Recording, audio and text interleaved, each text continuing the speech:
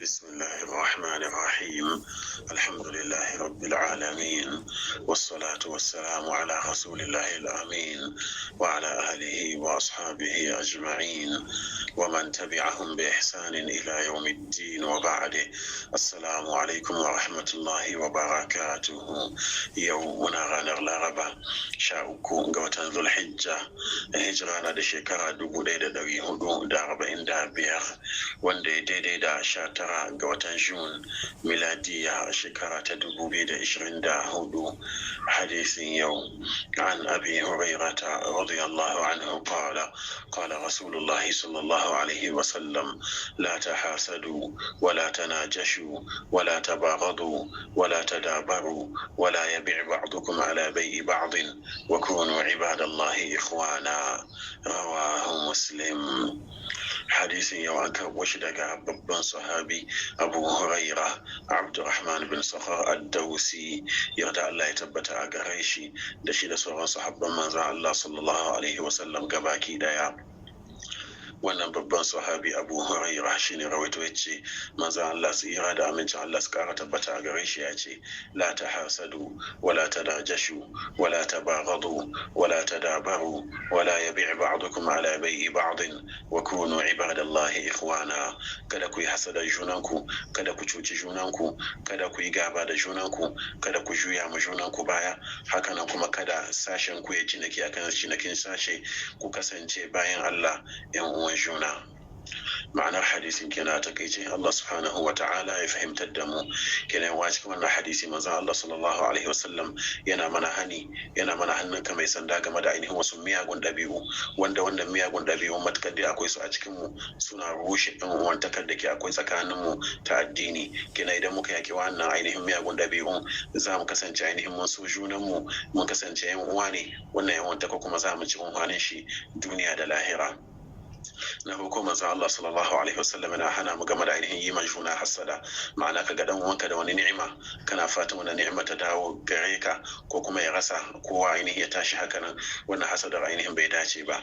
na biyu manzo Allah sallallahu alaihi wasallam yana mana hani game da ainihin kada mu cuci ainihin junan mu zaki wa juna ainihin wayo ainihin ko dubara ka cuci dan uwanka saboda kana ganin ka shi karhi ko ka shi wayo ko kuma ka shi karhin mulki ko kudi ko na makamancin haka ka cuce shi, wannan bai dace ba.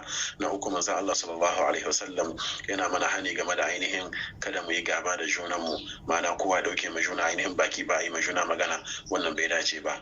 na hudu manzo Allah sallallahu alaihi wasallam yana mana hani game da ainihin kada mu juya ma junan mu ainihin baya, ma'ana dan uwanka ya tunkaro ka da ainihin bukatar shiga yanan kuma ya tabbata cewa kana iya biya mai wannan bukatar ka juya mai baya, wannan bai dace ba.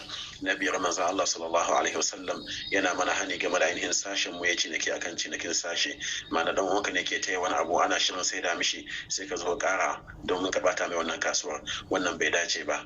a cikin hadisi manzo Allah sallallahu alaihi wasallam yana mana umarni da mu kasance ainihin bayan Allah, ma'ana mu kasance dukkanin mu bayan Allah ne masu kankan da kai, masu san juna, masu yi wa juna fatan alkhairi domin mu kasance ainihin yan uwan juna, mu ci unhwani wannan yan uwantakar duniya da lahira. wannan kenan Allah subhanahu wa ta'ala ya fahimtar da mu, Allah ya samu daga cikin masu sauran magana tare da aiki da mafi kyau daga ciki. Allah ya maido da mu akan koyarwa addini mai dawa na gari. yan uwan musulmi da ke Filistin, Allah subhanahu wa ta'ala ya kawo musu dauki, Allah ya daukaka musulunci da musulmai a ko ina a ko da wani lokaci. Allah ya kaskantar da Yahudawa da masu goya musu baya, Allah ya maida su baya, Allah ya hallaka su, Allah ya sa hallaka su a cikin makircin su da dubarun su. Allah ya ba mu zaman lafiya da arziki mai yawa mai albarka a cikin kasar mu da sauran kasashen musulmai. Allah ya tsare mu ya kare mu game da fitintinu da tashin hankali. inda muka yi daidai Allah subhanahu wa ta'ala ya karba da gare mu, inda muka yi kuskure Allah subhanahu wa ta'ala ya yafe mana. marigaya daga cikin musulmai Allah subhanahu wa ta'ala ya yafe musu, Allah ya ji gansu, Allah ya sa sun huta.